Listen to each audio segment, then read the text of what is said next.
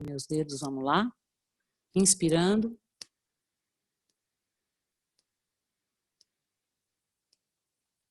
E expirando em 7 estalos do meu dedo.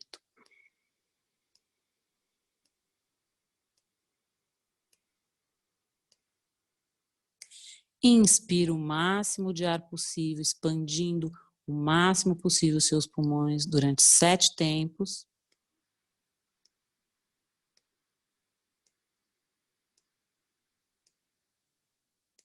Expira durante 7 tempos.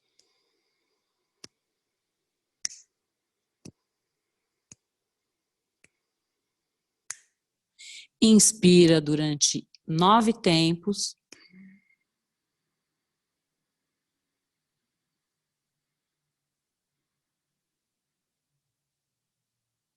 Expira durante 9 tempos.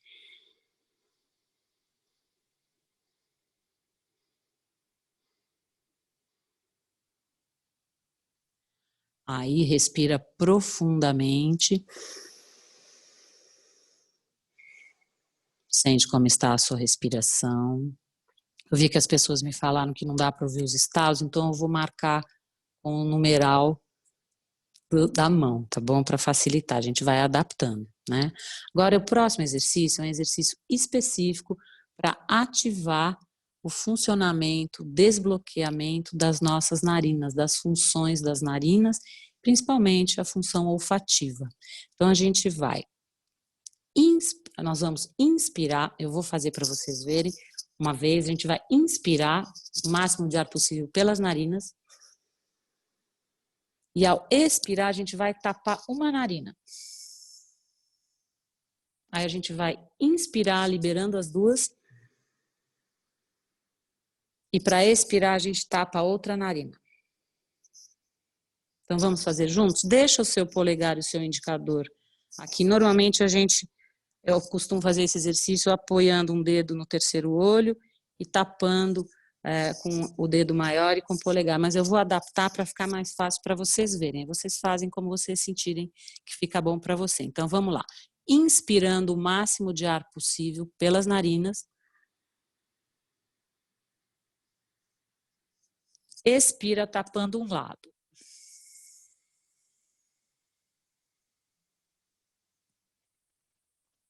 Inspira o máximo de ar possível pelas narinas, libera. Expira tapando o outro lado.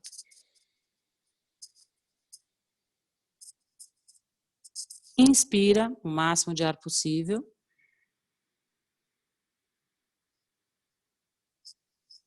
Expira, tapa um lado.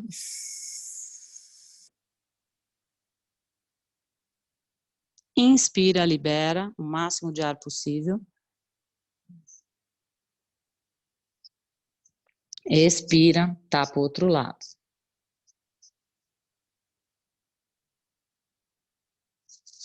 Inspira o máximo de ar possível. Expira, tapa um lado.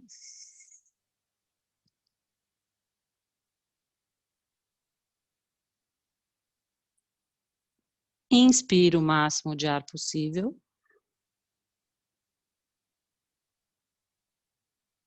Expira, tapa o outro lado.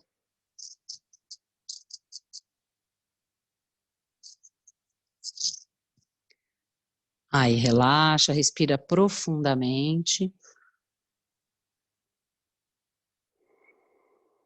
Já dá para perceber a alteração, né? A gente consegue perceber que o canal se abre. A gente deve lembrar a função importante das nossas narinas, que é filtrar o ar, aquecê-lo, umidificá-lo, e esse líquidozinho que escorre, esse é um líquido antibiótico, tão mágico que é o nosso corpo. Então esse ar, ele entra purificado e limpo.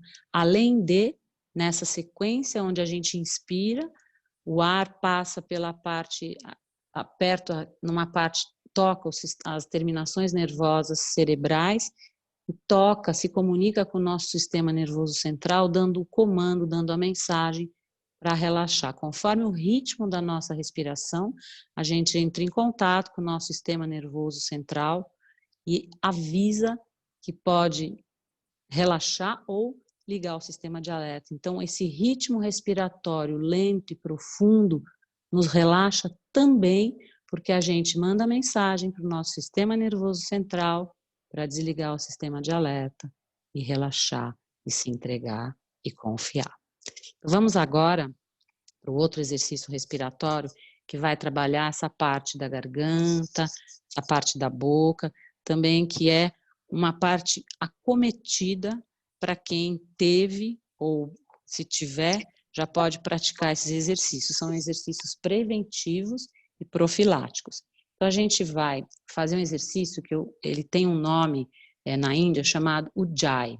É um exercício que a gente contrai a garganta, fazendo uma expiração, uma inspiração e expiração gutural, ou seja, é como se a gente fosse inspirar de boca aberta, mas a gente fecha. E expirar de boca aberta, mas a gente fecha.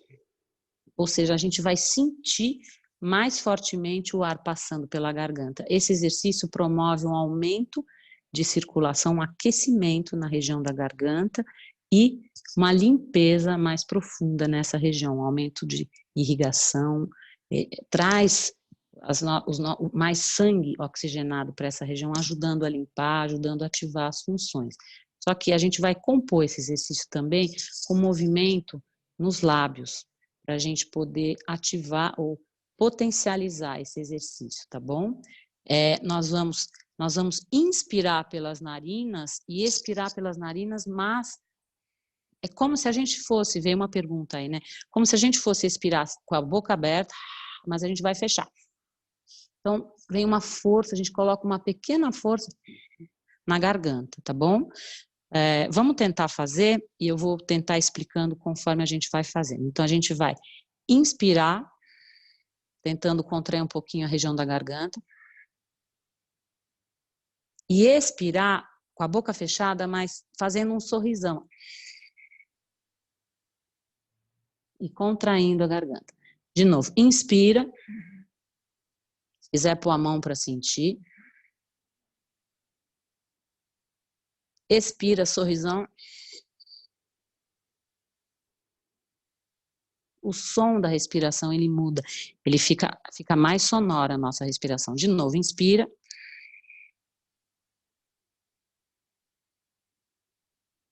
Expira, sorrisão.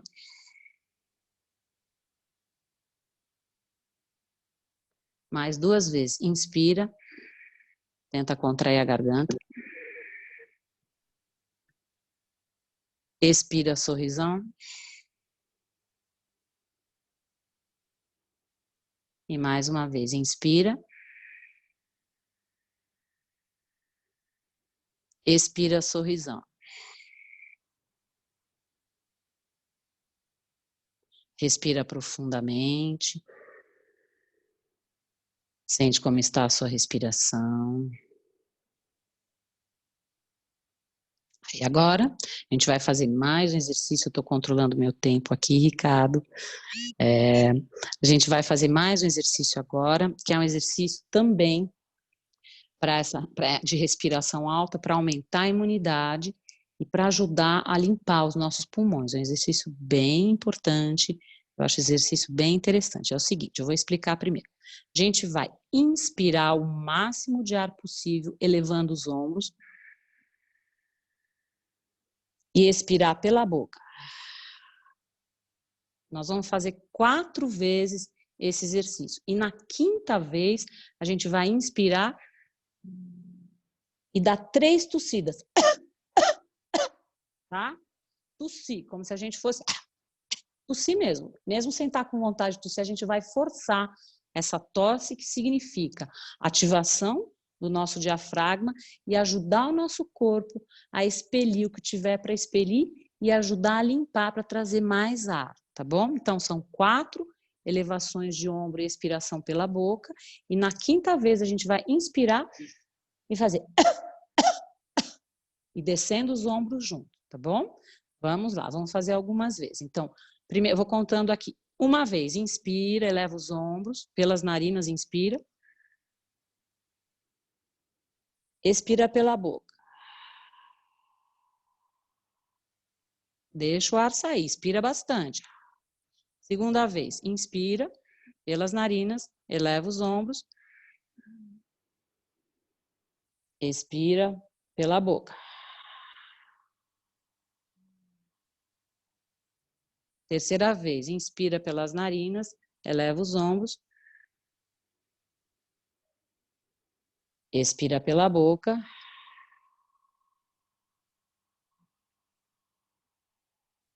E quarta vez, inspira pelas narinas, eleva os ombros. Expira pela boca, desce os ombros.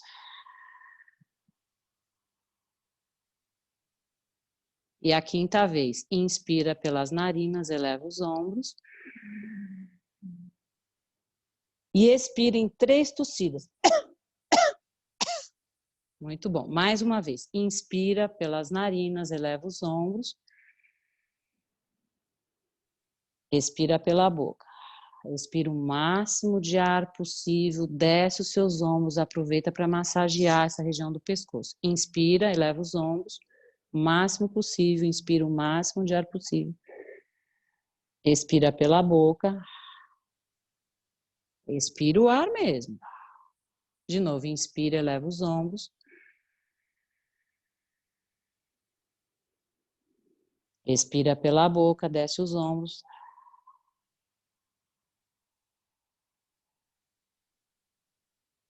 E mais esta vez, inspira, eleva os ombros.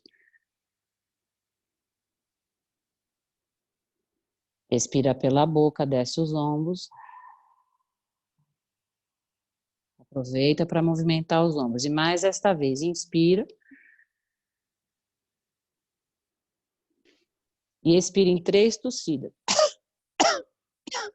Muito bom. Respira profundamente.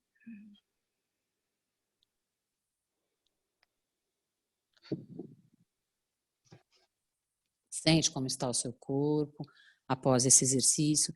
E vocês podem repetir esse exercício mais algumas vezes.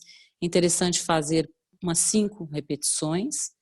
E pode fazer de manhã e antes de deitar, tá bom? É um exercício altamente purificante, de limpeza, e que ativa o nosso diafragma, que ajuda a expulsão das toxinas, de qualquer corpo estranho dos nossos pulmões, e fortalece os nossos pulmões. Então agora a gente vai fazer o nosso último exercício, depois eu vou passar a palavra para o Ricardo, tá? É um exercício respiratório meditativo, tá? A gente vai fazer uma respiração de limpeza. É uma respiração que ajuda a mexer com a nossa frequência vibratória celular, a elevar a frequência vibratória celular, a deixar nossas células em alta potência vibracional. Isso ajuda muito. As células estando em alta potência, elas estão mais ativas, em mais movimento, em mais sinergia. Então, o exercício é o seguinte, a gente vai visualizar uma luz branca, linda, dourada, disponível para nós em abundância, e a gente vai criar um círculo de luz branco e dourado bem acima da nossa cabeça, tá? E essa luz, vocês visualizem como se fosse uma espuma ou um vapor branco e dourado, uma luz bem forte, como essa luz que está aqui do meu lado, ou enfim, uma luz branca e dourada. Ela tem que ter esse toque dourado, porque o dourado traz a nossa capacidade alquímica. Nós somos alquimistas, o nosso corpo é alquimista, ele tem a capacidade de se curar, de se regenerar, de se ressignificar, sempre, a cada respiração. Então a gente vai ativar com essa respiração meditativa essa nossa potência. Isso que está em abundância disponível para nós. É só nós nos conectarmos e trazermos a intenção para todas as nossas células, trazendo os trilhões de células para funcionarem a nosso favor. Então visualiza em cima de você uma luz branca e dourada bem linda, bem brilhante, bem vibrante, e ao inspirar, essa luz vai entrando pelo alto da sua cabeça, vai passando como se fosse um scanner por todo o seu corpo. Você vai inspirando, essa luz vem, e ao expirar, essa luz sai pela ponta dos seus pés, você devolve para o universo, essa luz leva todas as impurezas, todas as toxinas, tudo que não te serve mais. Então, vamos trazer essa potência nossa, essa capacidade que a gente tem, esse magnetismo, e essa energia é disponível em abundância para a gente, assim como o ar. Então, a gente traz essa luz, cria essa luz, visualiza, sincretiza e inspira. Essa luz entra pelo topo da nossa cabeça e vai passando por o nosso corpo, para o nosso campo físico e nosso campo energético. Inspirando, vai descendo essa luz como um scanner. E ao expirar, você manda de volta para baixo e para cima essa luz, de volta para o universo, levando o que não te pertence mais. Mais 2 vezes. Inspira atrás. Inspira profundamente. Faz um escaneamento no seu corpo. Expira, devolve essa luz para o universo. Manda de volta com o que não te serve mais, com as impurezas. E mais esta vez, traz a luz, traz para você. Ela está para você. Inspira. Ela vem iluminando todas as células do seu corpo. Elas entram nessa frequência branca e dourada de alta potência, de vida, de alquimia, de regeneração, de ressignificação. E você expira e manda de volta essa luz para o universo. Aí, respira profundamente.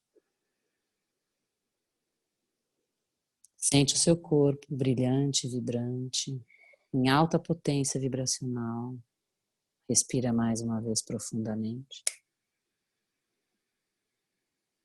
Reconhece essa capacidade que temos de magnetizar, de trabalhar com a luz, com a frequência vibracional das nossas células, das células físicas e das células energéticas. Ativando todos os nossos campos, o campo emocional, o campo mental, criando uma unidade vibracional, um campo unificado de amor. Respira profundamente e vai aos pouquinhos voltando, se mantendo, holografando essa frequência vibracional nas suas células, essa oxigenação adquirida, escolhida, esse tempo dado para nós mesmos, para respirar, de presente. Agora a gente vai abrir o campo do Dr. Ricardo. Gostaria que ele se apresentasse, contasse um pouquinho do trabalho dele. Bem-vindo. Delícia estar aqui com você dividindo a tela, Ricardo. Obrigado, Maria Eugênia. Muito boa a prática. Muito bom para trazer mais consciência e reduzir muitas vezes esse fluxo mental de pensamentos que está tão importante hoje, porque frente a esse processo mundial, a mente tende a entrar numa agitação maior pela própria natureza da mente, que ela tem uma agitação, e frente a adversidades a mente tende a agitar mais e buscando uma solução. Porque a gente tem que compreender que a gente não acha essa solução, está na mão de algumas outras pessoas, e a gente entrar num estado de agitação só vai fazer a gente perder o foco no que a gente realmente tem, que é basicamente fazer as medidas de isolamento, as medidas de higiene e principalmente aí entrar com essa questão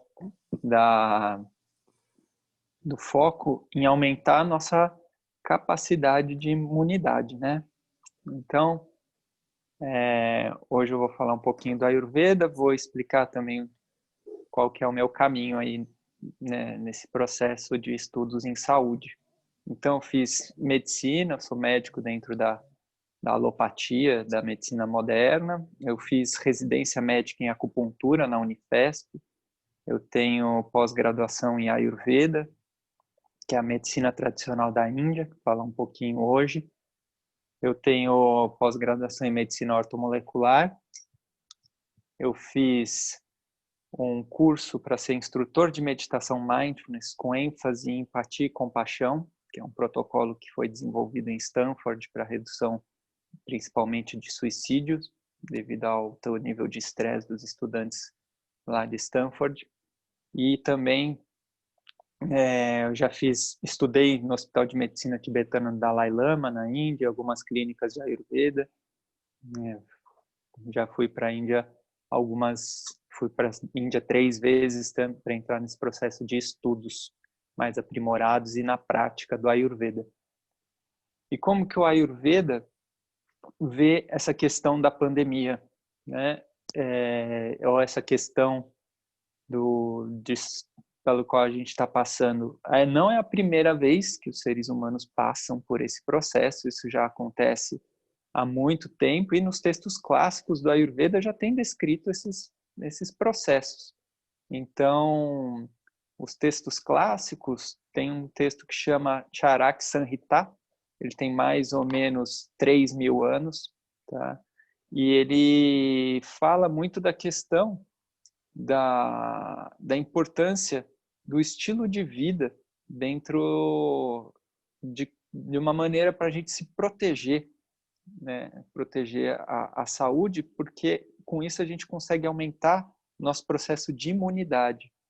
O aumento da imunidade é muito pouco trabalhado na medicina moderna, né? A medicina moderna, o foco geralmente é muito no agente externo. Então, as medidas de higiene, tudo isso é muito importante, a forma como controlar a entrada do vírus e como combater o vírus nesses momentos, quando eu tenho o processo da infecção. Porém, é muito pouco falado na medicina moderna a nossa capacidade de ter resistência ao vírus. Todo mundo sabe que o quadro aí da infecção, em muitas pessoas, ele é assintomático. Então, tem pessoas que muitas vezes não sentem nada ou têm um simples resfriado frente a esse vírus. E o que diferencia uma resposta de uma pessoa que tem um simples resfriado de uma pessoa que tem uma evolução muito ruim? É a capacidade que o corpo dessa pessoa tem de naturalmente combater esse vírus. E como que a gente faz esse processo? Quem faz isso são nossas células de defesa, nosso sistema imune. E o que diferencia, então, o sistema imune de uma pessoa que tem só um resfriadinho de uma pessoa que tem uma evolução ruim? A pessoa que tem um simples resfriado, o sistema imune dela é otimizado. Então, ele tem uma resposta muito eficaz frente à entrada do vírus. E como que ocorre essa diferenciação? Por que algumas células, então, de defesa de algumas pessoas têm um nível de atenção e habilidade muito maior do que de outras pessoas? Por conta, basicamente, do estilo de vida. O estilo de vida é o que gera impacto direto sobre a imunidade, tá? E frente a esse processo, o Ayurveda fala de diversos pontos, diversas características que são importantes para a gente tomar no nosso dia a dia para trazer uma potência, uma otimização do nosso sistema imune. Então, existe o que o Ayurveda chama de dinacharya, que é a nossa rotina diária, que deve ser a mais adequada possível, com isso fortalecendo, aumentando a potência de um mecanismo de defesa do corpo que o Ayurveda chama de ojas, que é basicamente a imunidade, a vitalidade, né? Aumento da energia vital, essa energia que suporta a vida e que protege a nossa vida. Com isso, qual que seria os passos do Dinacharya? Os textos clássicos têm muito bem descritos. Né? A primeira coisa que a gente tem que fazer no dia é acordar antes do nascer do sol. Isso já tem até estudos científicos comprovando que pessoas que têm um horário de sono adequado, indo dormir cedo, acordando cedo, tem um sistema imune muito melhor, porque o relógio biológico, o que a medicina chama de cronobiologia, dessa pessoa é muito mais adequada. O ser humano, ele é diurno, né? Ele não é noturno, E com isso existe toda essa necessidade do metabolismo em dormir cedo e acordar cedo. Tem toda uma relação metabólica com os ciclos, os pulsos de cortisol, os pulsos da melatonina. Hoje muitas pessoas tomam a melatonina como um suplemento, porém nós produzimos ela. Né? E por que estamos deixando de produzir? Por um hábito de vida inadequado. Uso de lâmpadas que são muito claras, usam mais a frequência branca ou azul. As luzes que são mais amareladas, elas são mais adequadas. Elas acabam sendo de menor impacto, menor degradação da melatonina. A gente está muito exposto, então, à luz de aparelhos eletroeletrônicos, então, como o celular, o computador em excesso, e muitas vezes até muito tarde da noite. E o que o Ayurveda preconiza como sendo o horário de melhor horário para sono, né? O melhor horário para o sono, ele é o suficiente que você precisa ter para acordar mais ou menos ali uma meia hora antes do sol nascer, a qual você se sinta bem. Então isso depende bastante de cada pessoa, é bem individual. Então tem pessoas que têm benefício com 7 horas de sono, a pessoa já fica bem, outras 7:30, outras pessoas 8. Então essa é uma média.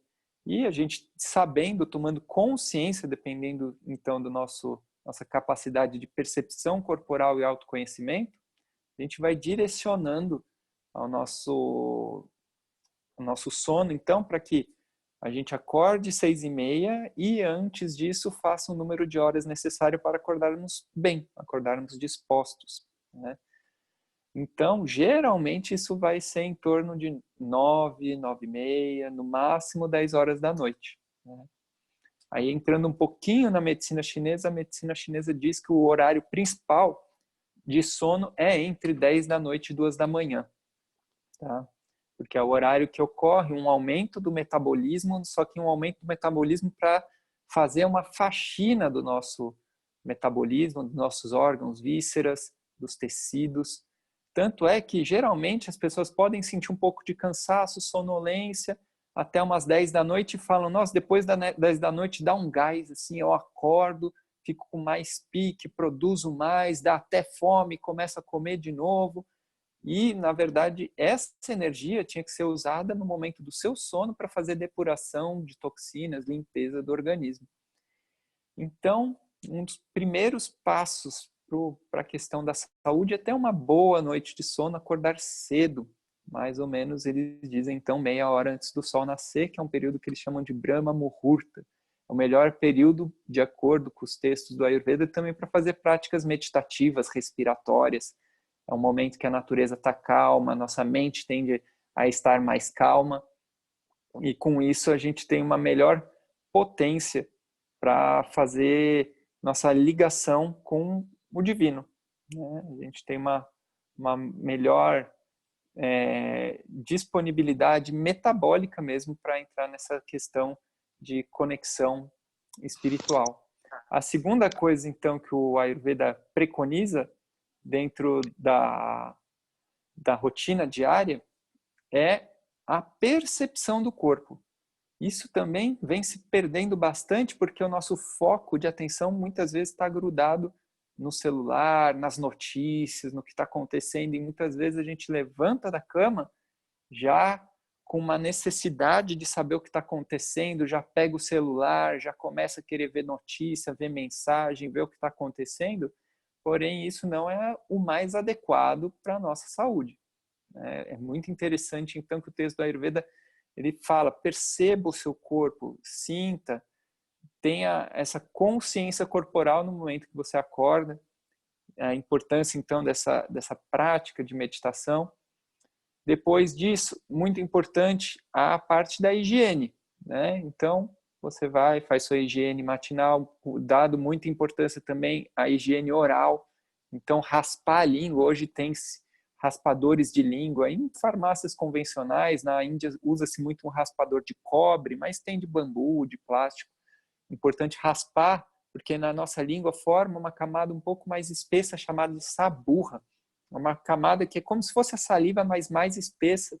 Ela é um processo de depuração das toxinas do corpo que o corpo põe ali na língua só para a gente raspar e colocar para fora, eliminar esse processo, esse resíduo que o nosso corpo deixou. Assim como quando a gente acorda, a gente urina, muitas pessoas já têm o processo evacuatório na hora que acorda, é a hora que o corpo consegue eliminar, né, os resíduos do metabolismo.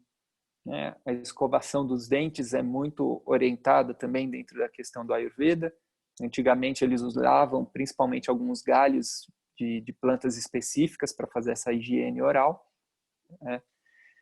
E então fala-se da questão dos bochechos. Né? O bochecho com água morna, simplesmente com água quente, fazer esse bochecho, com alguns óleos específicos, dependendo da constituição do metabolismo de cada um.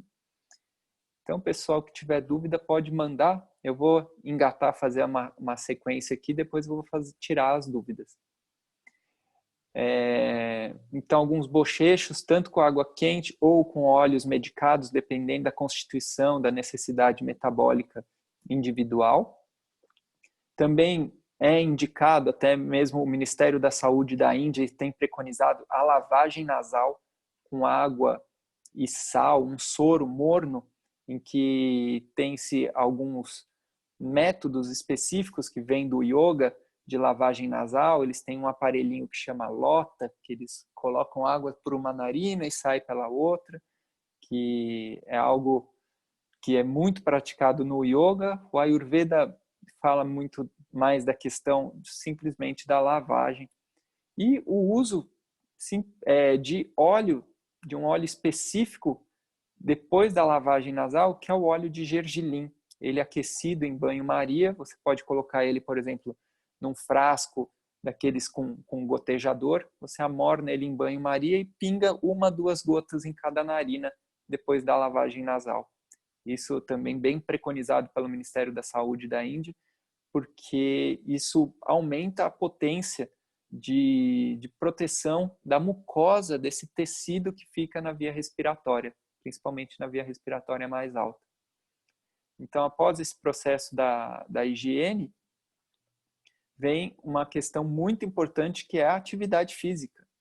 Atividade física que hoje sabe-se que tem um impacto direto no metabolismo como um todo, principalmente no sistema imunológico. Pessoas que têm uma prática de atividade física regular, elas têm aumento da liberação de um hormônio, de uma substância que são as beta-endorfinas, que são peptídeos opioides endógenos. Então, a atividade física ela ajuda no relaxamento, como se fosse o uso de um opioide. Ajuda no relaxamento, ajuda na modulação de dores crônicas, e as endorfinas também agem em nossas células de defesa, deixando elas mais atentas, deixando elas preparadas para um estado de invasão de vírus, bactérias ou fungos. E, para o outro lado, da mesma forma, ela reduz a atividade, muitas vezes, de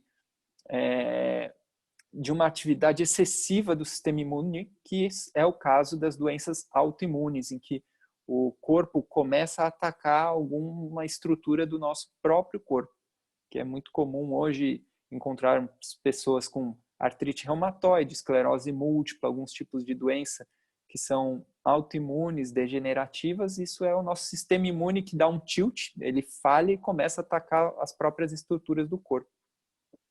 Então, a atividade física é muito importante para essa modulação. Então, já tem diversos estudos científicos comprovando os benefícios da atividade física para mais de 40 doenças crônicas, modulação de dores crônicas, sensação de bem-estar, a parte cardiovascular também já bem indiscutível dos seus benefícios. Então, após a atividade física, o Ayurveda preconiza a aplicação de óleo no corpo. Isso aí, o tipo de óleo vai variar bastante de acordo com o perfil metabólico de cada pessoa, de acordo com características específicas do metabolismo de cada pessoa. E com isso é possível trazer o estímulo de quimioceptores na pele, receptores químicos que vão ter o estímulo do óleo e vão trazer também benefícios para a parte da imunidade, relaxamento e sensação de bem-estar, principalmente aliviando quadros de ansiedade. Após a parte do banho, então vem, se existir a necessidade, o café da manhã. Então, o Ayurveda diz que é muito importante que tenhamos fome para comer. Comer sem fome é a mesma coisa que você dá um trabalho para o corpo em que ele ainda não está apto a realizar.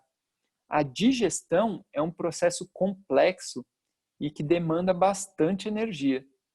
Então, por isso que eles aconselham muitas vezes até a atividade física em jejum, que é para aumentar o metabolismo, para vir a fome para que a gente coma e esteja com o corpo apto e preparado para receber esse alimento, fazer a digestão correta desse alimento, porque a digestão é a gente pegar um alimento e transformar ele em nutriente e excreta, eliminar os excretas e absorver os nutrientes. Se a gente come sem fome, nosso corpo não está preparado para isso, então ele faz uma separação incompleta, uma separação que não é 100% eficaz. Com isso, a gente perde nutriente nas fezes e acaba entrando excretas junto com os nutrientes. Esses excretas também conhecidos como toxinas. O Ayurveda chama de ama.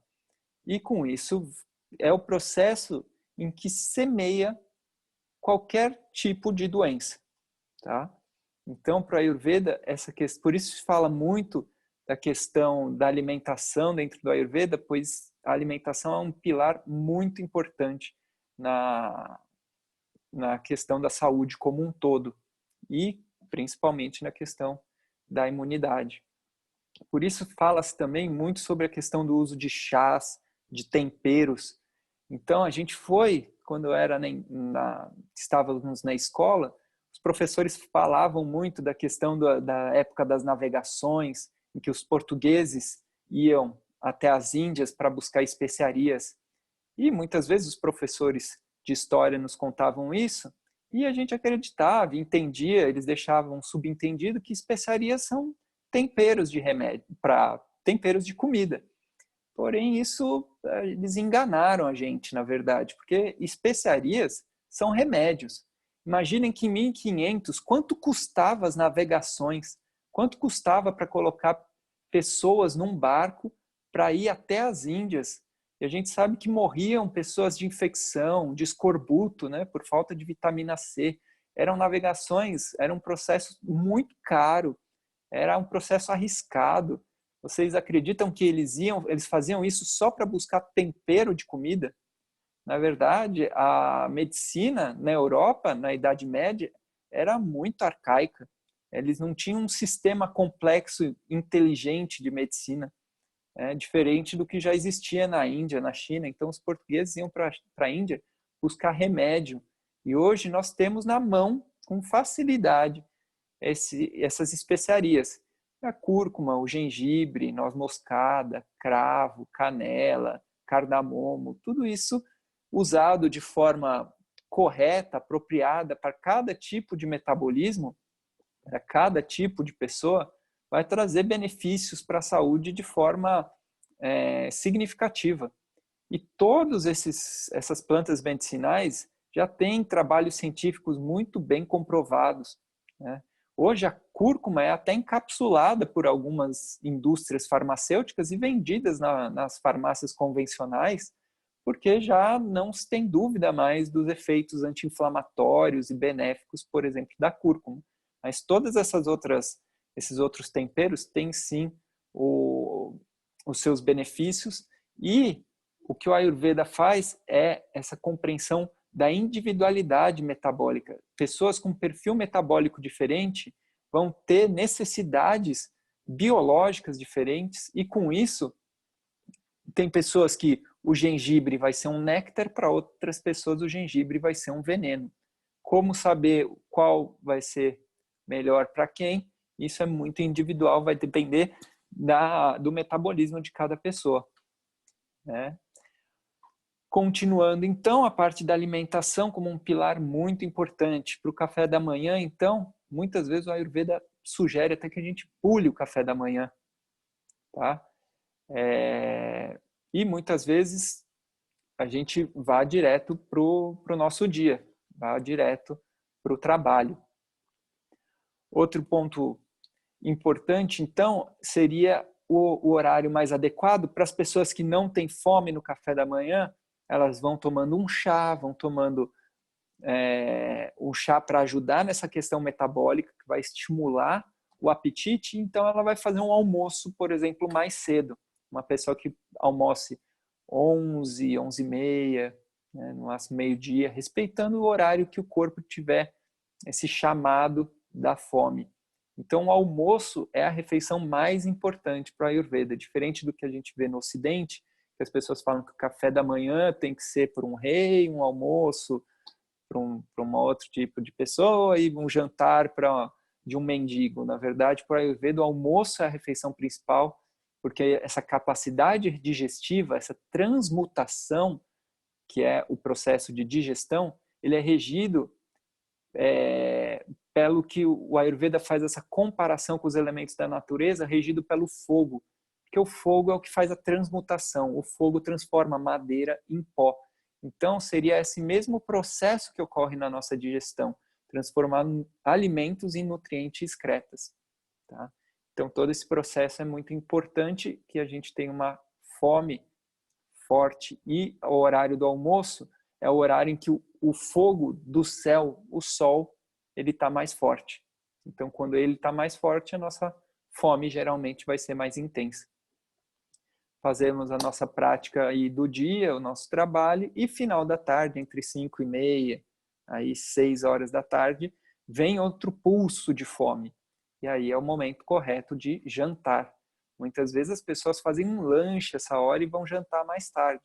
O correto é fazer uma refeição só nesse horário, com essa fome que tende a vir com mais força, respeitando a fome, então fazer uma segunda refeição mediana e a gente chegar no final do dia, tomar um banho, relaxar, ir fazendo uma prática de meditação, ler algum texto, né, que traga mais consciência para a nossa mente e entrar para a questão do sono mais cedo. Se a gente respeitar essa rotina diária, se a gente compreender, então fazer essa investigação de quais alimentos são mais adequados para o nosso metabolismo, qual tipo de óleos são mais importantes para a aplicação no nosso corpo, para a gente fazer bochecho, tudo isso é muito importante, porque esses são os passos fundamentais para o desenvolvimento de um sistema imune forte, para a gente ter uma saúde aí de ferro, para a gente ter os tecidos bem nutridos e com isso você ter, se for exposto a qualquer vírus, bactérias ou fungo, você ter um sistema imune que dê conta e acabe destruindo esse fator externo patogênico e você vai ter saúde até os 120 anos. O Ayurveda diz que o ser humano tem a possibilidade de chegar até os 120 anos sem doença, se existir uma disciplina aí de colocar a nossa saúde como uma das prioridades. E a nossa medicina moderna tem feito isso. A nossa medicina moderna tem ampliado, prolongado a nossa expectativa de vida, porém, a que custo? Né? Hoje tem pessoas que começam a tomar medicação com 30, 40 anos, aí com 50, 60 estão tomando 2, aí 70, 80 estão tomando 3, e aí muitas vezes já tendo muitos efeitos colaterais dessas medicações, e aí a pessoa muitas vezes com 60, 70 ou até 80 começa a ter um quadro demencial. Então uma pessoa que começa com um quadro demencial com 70 anos, vai chegar até os 100, vai passar 30 anos da vida, né, com o processo de sofrimento dela, da família, e com tudo isso, vai passar quase 30% da vida em sofrimento. A gente não precisa passar mais por isso. A gente tem consciência que é possível a gente ter saúde através, principalmente, de um estilo de vida adequado, e a gente tem que semear saúde todo dia para a gente colher mais para frente essa capacidade de não adoecer, né? Porque não adoecer vai trazer, adoecer traz limitações para a vida, traz sofrimento. E o Ayurveda, ele busca exatamente produzir longevidade com saúde e com bem-estar. Tá certo, pessoal? Então eu falei aí quase 40 minutos sem parar. E aí vamos responder aqui então algumas perguntas. A Andressa falou se não respira pelo nariz, só pela boca. Sim, durante a lavagem nasal, Andressa, a gente vai respirar pela boca, principalmente quando fizer esse tipo de lavagem nasal, que coloca água por uma narina, ela sai pela outra, a gente vai respirando pela boca nesse processo. Alguma outra pessoa que está sem o nome aqui perguntou se a higiene matinal deve ser antes ou depois das práticas meditativas. Geralmente, se possível, se o corpo trazer isso, o mais correto é antes da meditação. Para na meditação a gente já ter uma sensação de mais leveza, de bem-estar. A Aline perguntando da prática lavagem nasal no período da manhã, também é indicado para quem está com o coronavírus, o Covid confirmado. Existe aí uma discussão, Aline.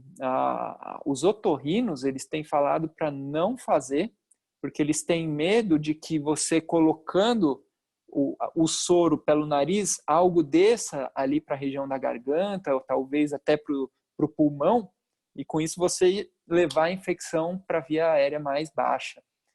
Então, eles estão contraindicando. O que acontece é que, pelo menos no meu caso, uma pessoa que já tem um pouco mais de experiência, quando faz essa lavagem nasal, o soro ele não passa pela boca, diferente das pessoas que fazem lavagem nasal com conta-gotas, que daí o líquido, o soro entra pela narina e acaba saindo pela boca. Quando você faz essa lavagem lateral, ele entra pela narina, passa pelos seios da face e sai pela outra narina sem descer para a região da faringe. A Rosângela perguntando quais são os óleos. Os óleos mais usados para bochecho e para massagem corporal dentro do Ayurveda são o óleo de gergelim, o óleo de coco, o óleo de gergelim, o dourado, não o queimado pretinho, é o óleo dourado, cru. O óleo de coco, e aí mais especificamente para o corpo, o óleo de semente de uva também pode ser usado. E você pode até, muitas vezes, medicar esses óleos com alguns óleos essenciais para promover maior potência, dependendo de qual estímulo no metabolismo você tem interesse em fazer. Como se definem os óleos, tanto para o bochecho quanto para a oleação?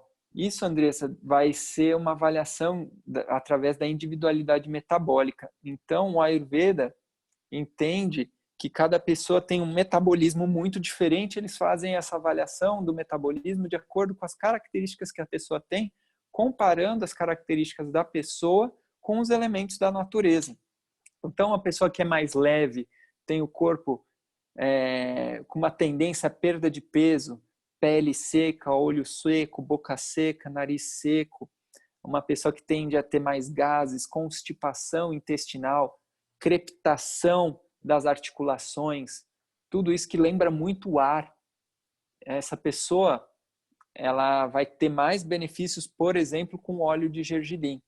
Uma pessoa que tem um metabolismo mais alto, uma pessoa que é mais calorenta, mais avermelhada, que tem mais massa muscular, que tende a ter processos inflamatórios como acnes, herpes, conjuntivites. Essa pessoa, então, parece mais com metabolismo com o do fogo, essa pessoa vai ter mais benefícios com o óleo de semente de uva e o óleo de coco. As pessoas que têm um metabolismo mais pesado, têm um acúmulo maior de massa muscular e de gordura, essa pessoa que tem edema, inchaço, a pessoa que tem maior produção de muco, de catarro, então tem mais sinusite, mais asma, uma pessoa que não tem tanta fome, uma pessoa que tem mais empachamento, mais náusea. Essa pessoa tem um metabolismo mais parecido com a terra e a água. Essa pessoa teria mais benefício com o óleo de gergelim. Então, o Ayurveda ele é muito preciso, ele tem muito essa questão de não achar que o corpo de todas as pessoas é igual, o corpo de todas as pessoas é semelhante, que é a visão que a nossa medicina moderna ainda tem. Ainda não se compreende o que as medicinas orientais falam, mas já estão estudando o que é essa individualidade metabólica. Então, muitas vezes, o que é remédio para uma pessoa pode trazer doença para outra. E aí, por isso que existe essa importância dentro dessa ciência da consulta para você se conhecer, para você compreender o seu metabolismo, entender essa questão que eles chamam de doshas, que é vata, pitta, kapha, que é a questão do ar, do fogo e da água, e é possível que você seja uma mistura deles. Você pode ser vata, pitta, vata, kapha, pitta, vata, pitta, kapha, ou mesmo tridosha, uma pessoa que tem uma combinação em diferentes proporções, às vezes de proporções muito semelhantes desses três tipos de humores, tá? E além da questão dos doshas, precisamos compreender essa capacidade digestiva que o Ayurveda chama de Agni. A gente precisa ter essa capacidade digestiva potente para fazer uma digestão correta para não ter a formação de toxinas. Muitas vezes tem pacientes que vêm achando, eu sou capa porque eu não digiro bem, eu sinto peso, eu tenho muita letargia, mas na verdade ela tem esse Agni fraco. Ela tem uma potência metabólica que está adoecida, e aí com isso a gente melhora essa potência digestiva, essa pessoa melhora e não necessariamente ela é capa, ela estava com o Agni, essa capacidade digestiva metabólica baixa. Então é algo que assim, é um estudo completo, complexo, profundo, que é muito bonito e que ajuda nesse processo de autoconhecimento, porque a gente precisa autoconhecer a nossa vida, nossas memórias, nossos processos traumáticos, nossa reação frente às coisas para mudar e ser alguém melhor. A gente precisa conhecer nossa respiração, nossa frequência, a gente compreender quando estamos num nível de agitação, a tendência à respiração ficar mais curta e mais superficial. Precisamos compreender que uma respiração mais profunda, uma respiração que seja mais diafragmática em grandes momentos, isso vai trazer calma. E a gente precisa compreender nosso corpo, saber a diferença de fome, de vontade de comer, quanto tempo a gente precisa para dormir, para ficar bem. Então, tudo isso é o que vai fazer com que a gente tenha saúde. Isso que vai fazer com que a gente tenha uma vida com mais bem-estar e felicidade e não precisar ficar toda hora tendo sintomas desconfortáveis e desagradáveis no nosso corpo, impedindo que a gente viva uma experiência de mais prazer e tranquilidade. Deixa eu ver que chegou mais algumas questões por aqui.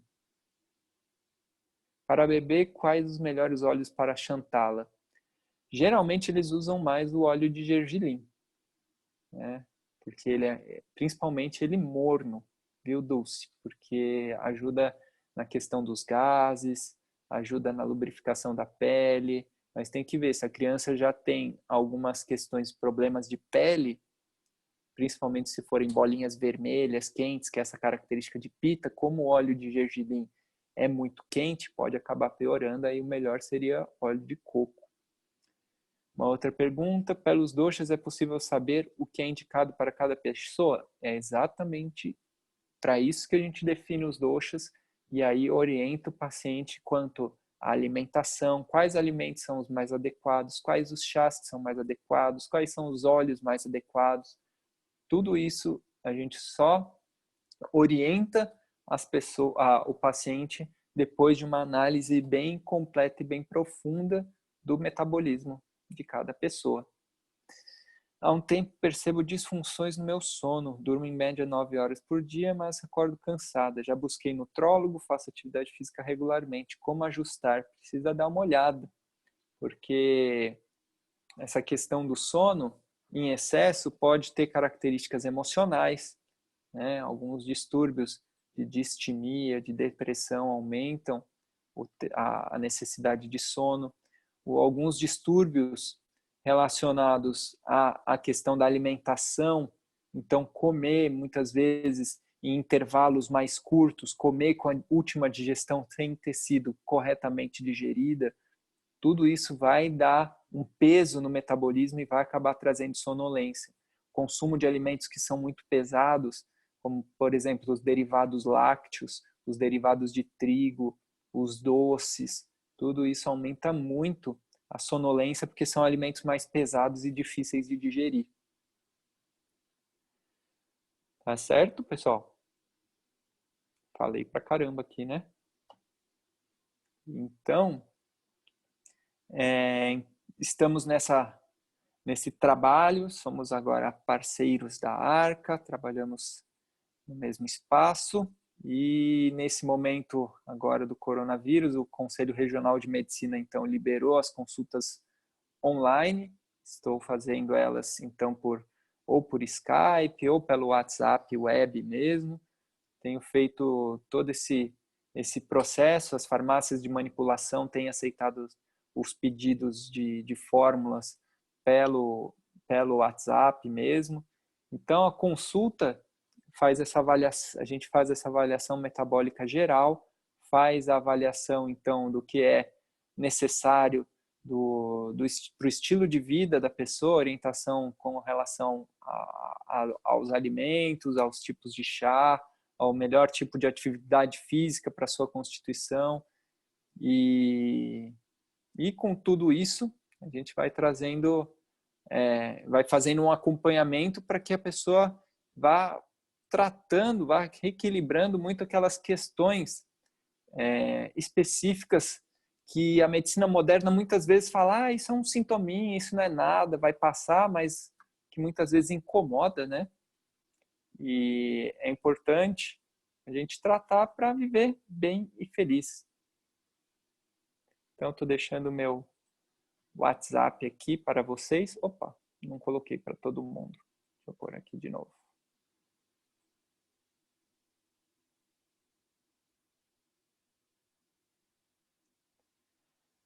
Tá certo, pessoal? Então, quero agradecer a Maria Eugênia, a Aline, ao pessoal da Arca, todo que nos recebeu super bem, que a gente começou já a trabalhar e estava tudo indo tão bem até começar essa quarentena, mas que se der tudo certo, a gente vai passar dessa, porque a humanidade já passou por várias dessas e a gente tem que ter, na verdade, esse cuidado, essa disciplina para cuidar do nosso corpo, da nossa mente, da nossa respiração, para que a gente passe por mais uma dessas sem muitos estragos, sem muitos problemas, né? Certo, pessoal? Alguém tem mais alguma dúvida? Então, tá bom. E aí, então, semana que vem, mais um encontro, tá bom? Aí, mais uma prática de respiração, meditação com a Maria Eugênia e o Fernando, que é o meu sócio, vai falar sobre a visão da medicina tradicional chinesa dentro da saúde, esse processo de imunidade, né? E trazer mais dicas, mais conhecimentos aí para vocês. Tá certo? Então, se cuidem, pessoal. E a gente se fala, fico à disposição para vocês, tá bom? Beijo, pessoal.